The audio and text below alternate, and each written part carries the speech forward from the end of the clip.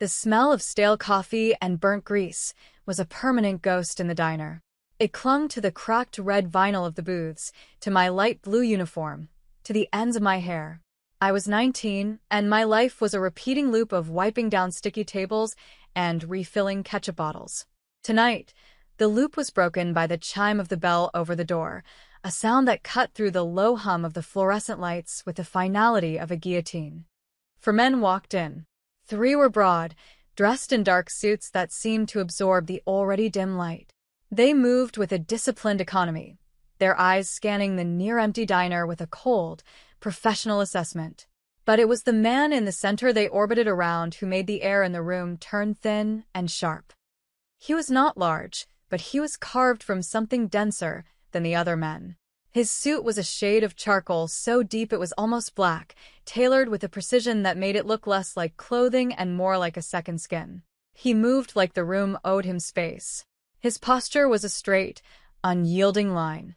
A single, perfectly folded white pocket square was the only break in the darkness. He didn't look at the room, he consumed it. Mr. Henderson, my boss, a man whose spine was made of jelly, scurried out from the kitchen. He wiped his sweaty palms on his already stained apron, his usual bluster replaced by a pathetic, trembling deference. "Mr. Kwan," he said, his voice a high-pitched squeak. "An honor." "Your usual table?" The man, Kwan Jinwoo, gave a nearly imperceptible nod. His men fanned out, one taking the booth behind, 2 others facing the door. Jinwoo slid into the booth by the window, the one with the best view of the street and all the exits. He didn't so much sit as occupy the space, an act of silent conquest. "Chloe," Mr. Henderson hissed, grabbing my arm. His fingers dug into my bicep, his breath sour with fear and cheap cigars. "You take their order." My heart hammered against my ribs. I was usually sent to the kitchen when men like this showed up. The other waitress, a tired woman named Brenda, was the one who handled them. She knew how to be invisible. I did not. "Brenda usually," I started. "Brenda went home sick," he lied, his eyes darting toward the booth. "And I'm not going over there." "It's just coffee. Go on." "Don't stare. Don't talk unless they talk to you. And for God's sake, don't spill anything." He shoved a notepad and pen into my hand. It felt like he was handing me a live grenade. He saw the terror on my face, and a cruel little smirk twisted his lips. It was a joke to him. Sending the new girl, the young black girl who was saving up for community college, into the lion's den. My feet felt like lead, but I forced them to move. Each step was a lifetime. The air grew colder as I approached the table. I could feel the eyes of his men on me, dissecting me. I kept my own gaze fixed on the scuffed linoleum floor. When I reached the table, I could smell him. It was a clean, sharp scent beneath the diner's grime. Bergamot and something else, something like cold steel and smoke. It was utterly out of place, a scent from a world of penthouses and custom cars, not cheap coffee and regret. I stood there, silent, my knuckles white around the notepad. The silence stretched, thick and heavy. It was a test. Finally, I forced myself to speak, my voice barely a whisper. "Can I get you anything?" He didn't answer immediately. I felt his gaze on me, and I made the mistake of looking up. His eyes were not black, but a deep, dark brown. They were still, unnervingly so, like the surface of a frozen lake. But beneath the ice, something was moving. He wasn't looking at me like a waitress. He was looking at me like a puzzle he was considering solving. He took in my worn-out sneakers, the faded blue of my dress, the nervous tremor in my hand. His eyes lingered for a moment on a faint, old bruise on my wrist from a fall I'd taken last week. "For coffees," he said. His voice was a low, quiet rumble. It wasn't loud, but it commanded the entire diner. "Black." I scribbled it down, my hand shaking so badly the letters were illegible. I turned to leave, desperate to escape the crushing weight of his presence. That was when the world exploded. The diner's front window shattered inward, a deafening roar of gunfire erupting from the street. Glass rained down like sleet. I screamed, dropping the notepad and throwing my hands over my head as instinct took over. Before I could even process what was happening, a heavy weight slammed into me, driving me to the floor. It was him, Kwon Jin-woo. He had moved with impossible speed, crossing the space between us in a blink. His body was a shield over mine, the expensive fabric of his suit pressed against my cheek, the solid muscle of his back protecting me from the chaos. The scent of bergamot and smoke filled my senses, drowning out the acrid smell of gunpowder. His men were already returning fire, the sharp cracks of their handguns a terrifying counterpoint to the automatic weapons outside. Beneath me, the floor vibrated with the impact of bullets tearing through the cheap booths. I could feel the rhythmic beat of his heart against my side, a steady, calm drum in the middle of a hurricane. He was utterly still, his breathing even. He moved through violence like it was a language he was born speaking. I squeezed my eyes shut, a whimper escaping my lips. A hand, large and warm, settled on the back of my neck. It was a gesture of control, not comfort. "Do not move," he murmured, his voice right beside my ear, so close I could feel the warmth of his breath. The sound was a low vibration that seemed to travel straight down my spine. The firefight was over in less than a minute.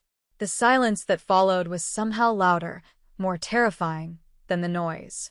It was filled with the tinkle of falling glass and the drip of something I didn't want to identify. Jin-woo shifted his weight off me, rising to his feet in one fluid, graceful motion. He stood over me, a dark silhouette against the shattered window. The streetlights outside cast long, distorted shadows into the ruined diner. Mr. Henderson was whimpering from behind the counter. One of Jin-woo's men was on the floor, bleeding from his arm. The other two were at the door, weapons still drawn, eyes fixed on the street. My world, the one of ketchup bottles and dreams of a better life, had been obliterated.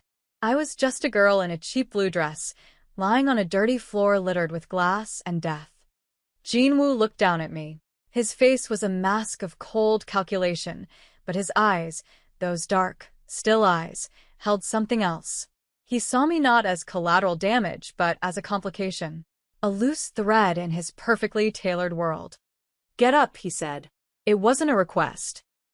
I scrambled to my feet, my legs shaking uncontrollably. My uniform was torn at the shoulder, and a shard of glass had sliced my arm. Blood welled up, a bright, shocking red against my brown skin. I stared at it, numb. One of his men said something in Korean, his tone urgent. Jin-woo replied with a single, sharp word. He never took his eyes off me. He knew it. I knew it. I had seen his face. I had been shielded by his body. In his world, witnesses did not walk away. They became ghosts. He took a step toward me. I flinched back, my breath catching in my throat. He stopped, his expression unreadable. He reached into his jacket, and for a terrifying second, I thought he was going to pull out a gun. Instead, he withdrew the pristine white pocket square. He closed the distance between us, and before I could react, he took my arm. His touch was firm, his fingers wrapping around my wrist. He gently dabbed the silk square against the cut, his movements precise and economical. The fabric, impossibly soft, came away stained with my blood. He held my gaze as he did it. The silence between us was not empty. It was filled with the truth of what had just happened, and the terrifying uncertainty of what would happen next. "What is your name?" he asked, his voice still that low, quiet rumble. "Chloe," I whispered. He said my name, tasting the shape of it. Chloe, he said it differently than anyone else had. He said it like it was an object he had just acquired, something that now belonged to him. His men were waiting, impatient to leave. The sirens were wailing in the distance, growing closer. He still held my arm. He let the bloody pocket square fall to the floor. "You will come with me," he said. It was not a question. It was a statement of fact. My life as a waitress was over. My new life, as a witness, a liability, a piece on Kwon Jin-woo's bloody chessboard, was just beginning. He pulled me toward the back exit, and I went, because the thought of staying in the ruins of my old life was somehow more terrifying than walking into the darkness of his. The car was a black sedan, so sleek and silent it seemed to be carved from the night itself. The interior smelled of rich leather and his cologne. I was pushed into the back seat, with Jinwoo beside me. The door closed with a heavy, final thud, sealing me in. As the car pulled away, I looked back at the diner, at its flickering neon sign and shattered windows. It looked like a scene from a movie, unreal and distant. My entire world, reduced to a fading image in a rearview mirror. We drove through the sleeping city, the streetlights painting fleeting stripes of orange across Jinwoo's impassive face. He didn't speak. He simply stared out the window, his jaw set, his hands resting on his knees. I sat as far away from him as I could, pressing myself against the door, my body thrumming with a terror so profound it felt like a physical illness. Where was he taking me? What would he do to me? My mind raced, conjuring 1,000 terrible possibilities. But beneath the fear, a strange, unwelcome thought surfaced. When his body had covered mine, I had never felt safer. It was a crazy, irrational feeling, but it was there, a tiny, stubborn ember of warmth in the freezing cold of my fear. The car descended into an underground parking garage and stopped in a private, brightly lit bay. We were escorted to an elevator that opened directly into a penthouse apartment. The place was vast and minimalist, all glass and steel and shades of gray. Floor-to-ceiling windows offered a breathtaking, godlike view of Seoul's glittering skyline. It was a world away from my tiny, cramped apartment above a laundromat. It was a cage made of glass. One of the men, the one who had been shot in the arm, was being tended to by another man in a doctor's coat who seemed to have appeared from nowhere. Jinwoo ignored them. He walked to a massive window, his back to me. "The police will have your name from your boss," he said, his voice echoing slightly in the cavernous room. "The men who attacked us will be looking for you, too. They will assume you work for me now, or that you can identify them." I hugged myself, the thin fabric of my uniform offering no comfort. "I won't say anything. I swear. I didn't see anything." He turned slowly. "You saw me. That is enough." His gaze dropped to the cut on my arm, which had started bleeding again. He gave a sharp nod to one of his men, who disappeared and returned a moment later with a first aid kit. Jinwoo took it from him and dismissed him with a flick of his wrist. The remaining men melted away, leaving us completely alone. The silence they left behind was heavier than their presence had been. He gestured to a low, gray sofa. "Seat." I obeyed, perching on the edge of the cushion. He knelt in front of me, opening the kit. The gesture was so unexpected it stole my breath. A man who commanded death and loyalty was kneeling at my feet. He worked with the same surgical precision he seemed to apply to everything, cleaning the wound with an antiseptic wipe that stung fiercely. I hissed in a breath, and his eyes flickered up to mine. "My younger sister," he said, his voice quiet, almost devoid of emotion. "She was afraid of everything. The dark. Loud noises. The sight of blood." He paused, his fingers stilling for a fraction of a second. "She was with me once when a meeting went wrong. Much like tonight. She panicked. She ran." He didn't need to finish the story. The ending was there in the sudden, bleak emptiness of his eyes. It was a wound he carried, a failure he could never outrun, a ghost that haunted this sterile, perfect penthouse. He was not just seeing me, Chloe, the waitress. He was seeing her. A girl in the wrong place at the wrong time. A girl he had failed to protect. He finished bandaging my arm, his touch surprisingly gentle. The contrast between the softness of his hands and the lethal stillness of his body was a dizzying contradiction. He rose to his feet, the moment of vulnerability gone as quickly as it had appeared. The mask of the cold, untouchable boss was back in place. "You will stay here," he said. "It is the only safe place for you now." Days bled into a week. I was a prisoner in a gilded cage. I had a beautiful room with an adjoining bathroom larger than my entire apartment. I was given clothes, simple, elegant things in silk and cashmere that felt alien against my skin.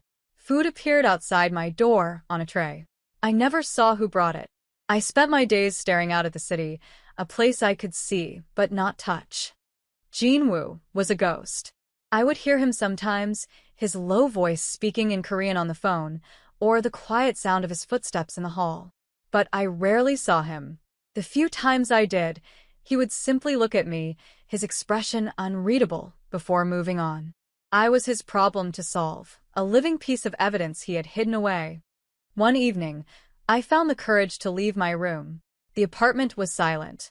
I tiptoed into the main living area. A television was on, tuned to a news channel, the volume muted. The headline made my blood run cold. They were showing a picture of me, a grainy photo from my diner ID badge. They called me a person of interest in the diner massacre. They said I was missing, presumed to be in danger. My legs gave out, and I sank to the floor. My old life wasn't just gone. It was being rewritten into a crime story where I was a central character. There was no going back. Ever. A floorboard creaked behind me. I spun around to see Jinwoo standing in the doorway of his study. He was holding a glass of amber liquid. He looked at the screen, then at me. "They have made you a target," he said, stating the obvious. "My enemies now believe you are important to me. They will use you to draw me out. Then let me go," I pleaded, my voice cracking. "I'll disappear. I'll go somewhere they'll never find me." He walked over and switched off the television, plunging the room into the soft glow of the city lights. "There is nowhere you can go that they will not find you. There is nowhere I cannot find you." He took a sip of his drink. "Your only chance of survival is to remain by my side." He was right. I knew he was right. Leaving meant a death sentence, either from his rivals or from him silencing a loose end. Staying felt like just a slower, more suffocating version. That was the moment I made a choice. I would not be a passive victim waiting for the axe to fall.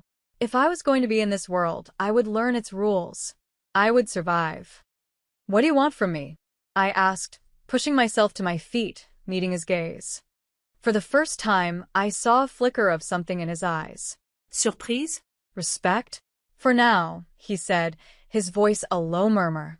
"I want you to stay alive." The next week, the Gilded Cage became a training ground.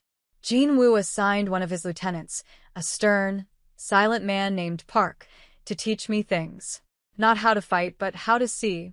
How to notice a car that has been behind you for more than 3 blocks. How to spot someone who doesn't belong in a crowd.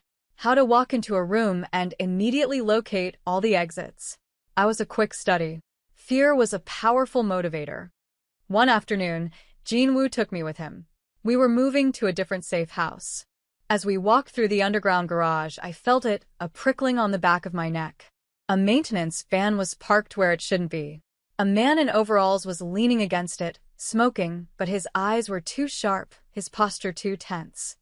"Stop," I whispered, grabbing Jinwoo's arm. He froze, his body going rigid. He followed my gaze. His eyes narrowed. "Get back in the elevator," he ordered Park. But it was too late. The man in overalls dropped a cigarette and pulled a gun. The back of the van flew open.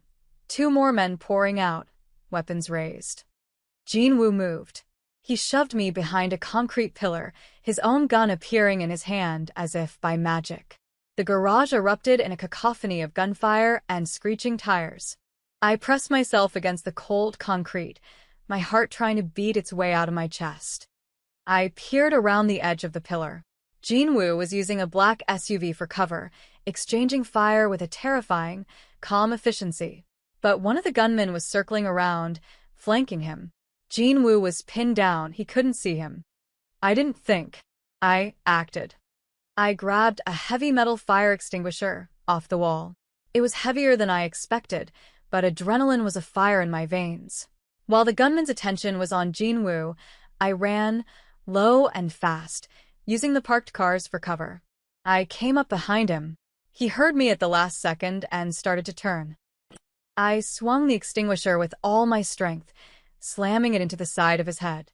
He crumpled to the ground without a sound. The garage fell silent. Jinwoo stood over the other 2 men, his gun still smoking. He looked at the man at my feet, then at me. I was panting, my hands still gripping the extinguisher, my knuckles white. He walked toward me, his steps measured. He stopped just inches away, his shadow falling over me. He looked from my face, to the extinguisher, to the unconscious man on the ground. "I told you to stay back," he said, his voice dangerously soft. "You would be dead," I replied, my own voice shaking but defiant. He reached out and took the extinguisher from my hands, setting it down gently. Then his hand came up to my face, his thumb brushing against my cheekbone. His touch was electric. "You crossed a line tonight, Chloe," he murmured, his dark eyes searching mine. "So did you," I shot back. "The night you walked into that diner." A strange, tense smile touched his lips. It was not a happy expression, but one of grim acknowledgement. "Being near me is a death sentence," he said, the words a confession. "Why are you still here?" I looked into his eyes, into the cold, controlled darkness that I now knew hid a ghost of its own. And I told him the truth, a truth that was as dangerous and irreversible as pulling a trigger. "Because running from you feels like 1, 2. The tension between us snapped. He leaned in, and for a heartbeat, I thought he was going to kiss me. Instead, he rested his forehead against mine, his eyes closing for a single, brief moment. The smell of smoke and bergamot, the scent of his world, was all around me. "They will not stop," he whispered, his breath warm against my skin. "Now that they know you are my weakness, they will never stop." He pulled back, his face once again an unreadable mask, but I had seen the crack. I had seen the man behind the monster. "We end this tonight." The final confrontation was not in a warehouse or a deserted dockyard. It was in a place of beauty, a modern art museum that Jean Woo's rival, Kim Tae-shik, was using for a charity gala, a perfect cover to establish his legitimacy. Jean Woo's plan was to isolate Kim, to corner him. But Kim had his own plan. He used me. A message had arrived for Jean Woo, a picture of my old apartment building, a place Kim's men must have discovered through their research. The threat was clear. They knew where I came from. They could touch my past. Jean Woo saw it as a clumsy threat, but I saw it as a tell. Kim was emotional, not just tactical. He would want to gloat. He would want me to see him destroy Jean Woo. So, I became the bait. It was my idea. I would allow myself to be taken, to give Jean Woo the access he needed. He refused, his control finally breaking as he yelled at me, the cold facade shattering to reveal the raw fear for my safety beneath. But I was adamant. This was the only way to stop being a pawn. I had to become a player. I walked into the trap. They took me at a coffee shop near the museum, professionally, quietly. I was brought to a service corridor beneath the gallery. Kim Tae-shik was there, a man with a cruel smile and eyes that held no light. "The great Kwon Jinwoo's prize," he sneered, circling me. "I must admit, I don't see the appeal." "He'll kill you for this," I said, my voice steady despite the frantic pounding of my heart. He laughed. "He will come for you. And when he does, my men will be waiting. His empire will be mine by sunrise." But I wasn't just bait. I was a Trojan horse. Sewn into the hem of my dress was a tiny tracking device. And in my hand, disguised as a lipstick tube, was a device that would disable the security network in this corridor for exactly 90 seconds. As Kim monologued, I watched the guards. I waited. My signal to Jinwoo was to drop the tracker. My signal to act was his arrival. The moment I heard the first muffled gunshot from the floor above, I pressed the button on the lipstick and dropped the tracker. The lights in the corridor flickered and died, plunging us into emergency lighting. In the confusion, I moved.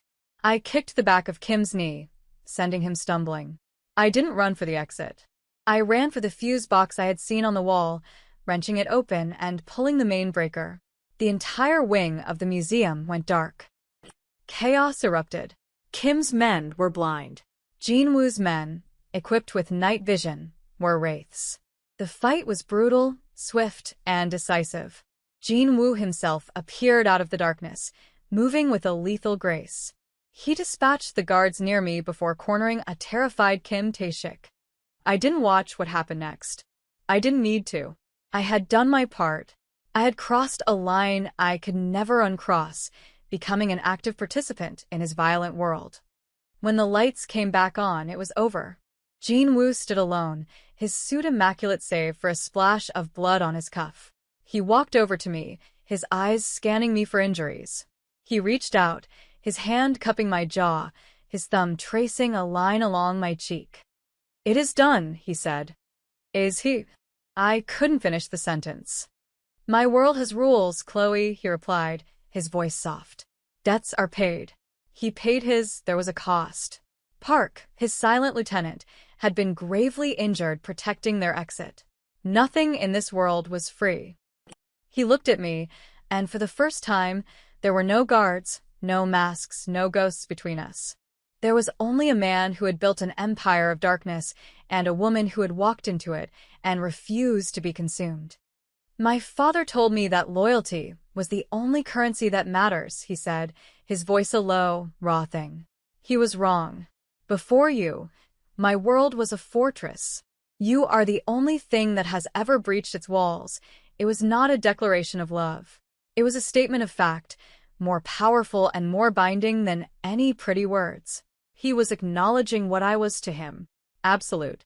Inevitable. He led me from the carnage, up to the now empty gala hall. The floors were polished marble, the walls hung with priceless art. Through the massive windows, the sun was beginning to rise, painting the Seoul skyline in hues of soft pink and gold. We stood there, watching the dawn of a new day. My old life was a distant memory, a story about someone else. This beautiful, dangerous world was my reality now. He came to stand behind me, his arms wrapping around my waist, pulling me back against his chest. I could feel the steady beat of his heart. I leaned my head back against his shoulder, my hand covering his. It was a choice, a conscious, deliberate choice made with my eyes wide open. The waitress was gone. The woman who stood here now belonged to this world, and to the man who ruled it. And she would not have it any other way.